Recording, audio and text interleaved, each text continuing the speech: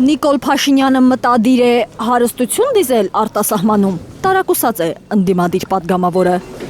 Այս վերջի շրջանում հաճախ էին տեղեկություններ հրապարակվում, որ Նիկոլ Փաշինյանը, չգիտեմ, Կանադայում առանձնատուն է առել,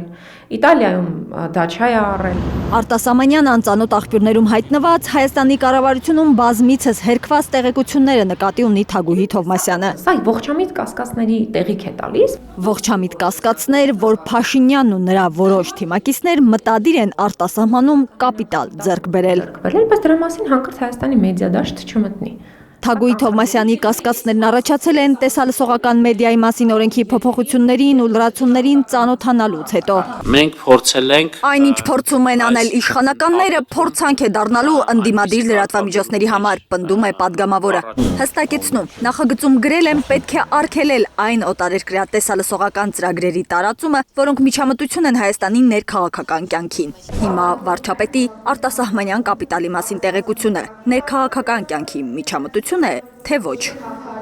Այս սրա համար են անում իրենք, որպեսզի հանկարծ որևէ միջազգային մամուլի հրապարակում հեռուստատեսային դաշտ չմտնի։ Սա լրագրության միջազգային գրված ու չգրված օրենքների խախտում է, ասում է լրատվամիջոց հիմնադրած ու ղեկավարած պատգամավորը։ Ամբողջ աշխարհում են լրատվամիջոցները մեկը մյուսի տեղեկությունները տարածում, առանց գրաքննելու, ուղղակի հղում տալով։ Հանրային հեռուստաընկերությանը կարելի է ամեն ինչ, իսկ մյուսներին ոչինչ։ Հիմա այս սկզբունքը ամրագրվում է օրենքով։ Թագուհի Թովմասյանը համարում է, որ ԲՏԱ նախարարի խորհրդարան բերած առաջարկները դամոկլյան սուր են, հատկապես իշխանության արածը հալած յուղի տեղ չներկայացնող, խնդիրները տեսնող հեռուստաընկերությունների գլխին, հատկապես Մալուխային, Որ մի բառով ասում եմ, դա գրաքննություն է, ոչ ավելին։ Մինչև անգամ լիցենզիայի ձեռքելու հարց կարող է առաջանալ։ Հեռուստատեսության այդ հանձնաժողովը որպես կարգավորող մարմին, իրենք պետք է 4 ամսվա ընթացքում բոլոր հեռուստաընկերություններին սկսեն ուսումնասիրել նրանց համապատասխանությունը նոր պայմաններին։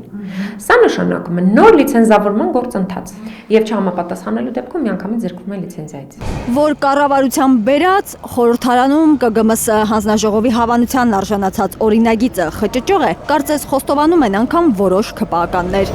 Ես բանան եմ, երևակայեմ ինձ պարոն Գեգամ Մանուկյան։ Իրենց ճիշտ է, կարմիր ներկած շուրթերով, բայց Գեգամ Մանուկյան երևակայողները։ Ոնց եք տարբերելու Ֆիդանի, Սանդուի, Սոլովյովի հայտարարությունների դուգինի ինչ-որ բաներ էլի տենց մոտավորապես տեքստեր ասե Սոլովյովի նման, ոնց եք տարբերելու, որն է միջամտություն, որն է աջակցություն, որն է դիվանագիտություն։ Կտարբերեն ինչպես մյուս դեպքերում։ Հանցագործություն է, եթե խոսքը ընդդիմադիրների մասին է, զգացմունքային պորտքում, եթե իշխանականներին է վերաբերում, ընդգծում է Թագուհի Թովմասյանը։ Հիմա բերենք օրինակ։ Երբ որ Եվրամիությունից ասում են, որ մենք դրամաշնոր ենք տալու Մոլդովայի օրինակով, աջակցելու ենք Հայաստանի ընտրություններում Հայաստանի իշխանություններին, սա միջամտություն է, թե միջամտություն չէ։ Սա հենց ուղիղ մեր ներքաղաքական կյանքի միջամտություն է։ Սա մնում է անպատիժ, սա մնում է աննկատ եւ դա համարվում է օրինաչափ։ Այ եթե օրինակ Սերգեյ Լավրովը ասում է, որ հայ ժողովուրդը մտածելու բան ունի իր հայ առաքելական եկեղեցու թիրախավորումների թեմայով, դա արդեն ներքին կյանքի միջամտություն է, Սերգեյ Լավրովին պիտի եթեր չտան։ Սրա մասին է այս օրինագիծը։ Ու էլի ընդդիմադիրներն արձանագրում են։